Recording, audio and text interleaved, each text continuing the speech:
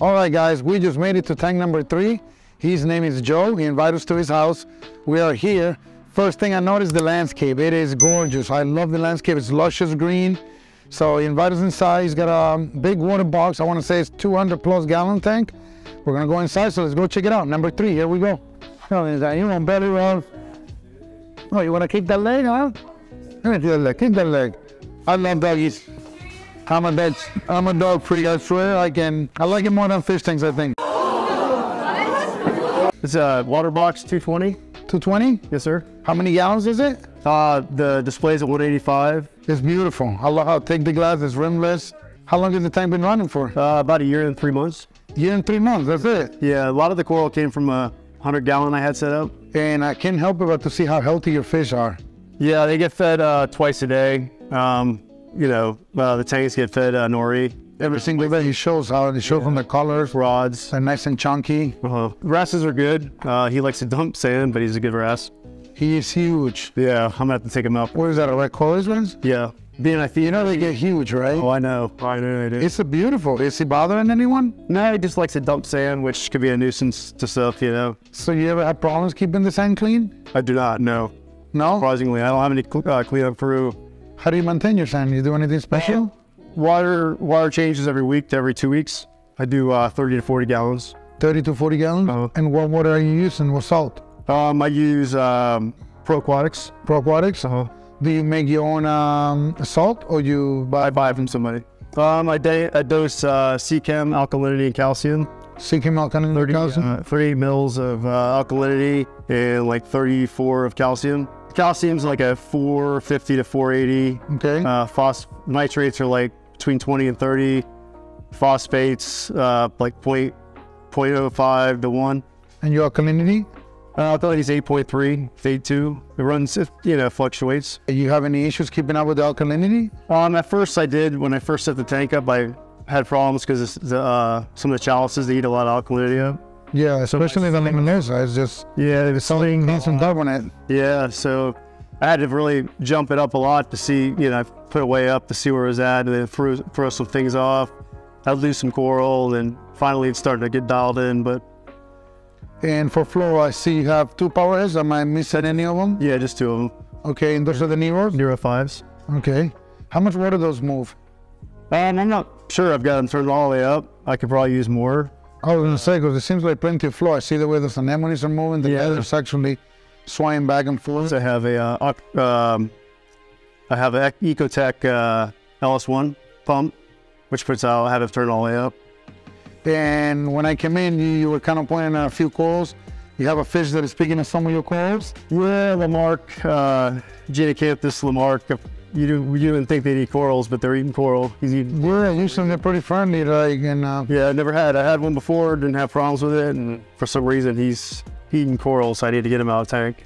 Also, I noticed looking at your fish, the convict keeps pacing himself. Who is he mad at? He's trying to chase someone around. Him and the sailfin, they like to just try to gain the territory and stuff like that. Yep.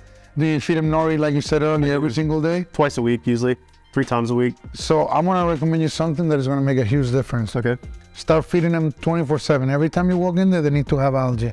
Okay. Think of it, they're like the cows of the ocean. They need to be grazing all day long. Correct. You see how they're jerky right now? Yeah. I promise you, if you feed them algae every single day without missing a day, within a week, you're gonna notice that they're just gonna be swimming next to each other and enjoying each other's company. Okay. Versus like they're jerky. You see how they're like the movements that they're making? It's like, you think you're doing a favor by not feeding? Yeah, just okay. If you want to cut them food because you're having some other issues, cut them the frozen. Okay. But the algae is something that they need to graze. It just keeps them. And also, when you put the algae in there, just fold it into like a nice knob. Like a small little knob, like, you know when you grab like a phone book and the page is real thin, but if you fold it over and over, it turns into very hard. Real tight, yeah. You want to put it in there nice and tight and let them just nib at it all day long. And you're going to see a huge difference. Yeah, I put it on the clip, but within like 10 minutes it's gone, That's what, look, if you have a piece, I can show you. If you have a piece, yeah. So what you want to do is just fold it very small. If you want to grab the clip real quick. Good. So you see, you don't want the same because it's easy for them to pick. You want this, where it's like, you almost sealed it. Okay. And you want to open it, and you want to push it far back. Then you want to go like this, make it a squeeze. Okay, so. And they will not get that out. If you do that once a day, those fish are going to stop doing that. Okay.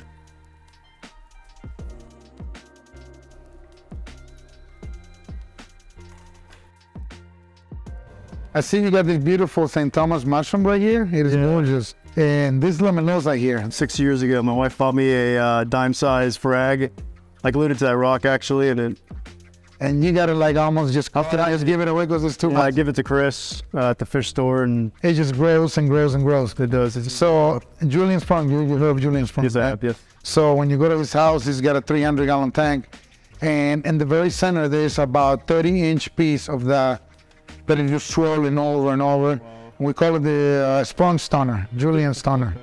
So it is just huge. What about the ball tip anemones? How long have you had them, and how many do you start? For about a year. I had like probably 3 on there, and then as they fall off, I'll either give them to Chris, they don't resell them. But have you had any problems with them moving around? I have a couple of them, but I catch them in time before they start stinging on the corals. Yeah, because once they get on the move, they can be dangerous. You know, they don't like to stop. You want to show me your filtration real quick? Yeah. So it's very basic. I got a mass spec skimmer, just soft filters. The back filter's a regular Waterbox mesh filter, and then I changed the front one out. The back one seems to clog pretty quick, so within like 3 days I'm changing it out. And you have a little refrigerant seal in the light? Cheeto. I run the light at night when the lights turn off because of the alkalinity. You know, everything swings with the lights. And what are you using for a return pump? I've got an Ecotech. I think it's an LS1. LS1, okay. I've got an auto top off. To top off fresh water. Okay. Very basic. Everything's very basic. And hey, keep it simple. Yeah. If you ever come to my shop, most of my tanks, I try to keep them simple. I try not to make them too overcomplicated. All the computer stuff, it's great. I mean, everyone's got different. I'm not against it. I'm not for it. It's just it's like cooking. Everyone's got different flavors to do things. To me, the more simple it is, the less likely you are to make mistakes. Yeah. So what are you gonna do about the angelfish picking up the corals? I'm either gonna take apart the tank and get them out, or I'm gonna get some kind of fish trap. I've had a couple chances when I was feeding, he got close enough to the top. So my recommendation will be remove that piece of coral temporarily. Remove this island here. Okay. Push the fish to this end, and then grab this screen and just put it sideways and just corner all the fish in the corner. Okay. Because if you start chasing them, they're all gonna go to one end. Yeah. And if this end is open, you literally grab this lid right here, and you stand it up, and they're gonna be trapped, and then you scoop them right out. Okay. And all you have to do is move these rocks. So get like a little Tupperware container or trash can, fill them up with water when you do your water change before you throw the water away. Put them there, push all the fish. Once you start chasing them, they go in a corner. They don't want to go nowhere. Right. And then just throw the lid right there and you scoop them right out. That should do the trick. Okay. Well, Joe, thank you for inviting us over. Appreciate your time. Nice to thank you. It's beautiful. If I'm ever in the area again, I'd love to come and check it out again. Thank you. All right. Guys, don't forget to subscribe to our channel. Give us a like, leave comments below. We'll see you guys soon.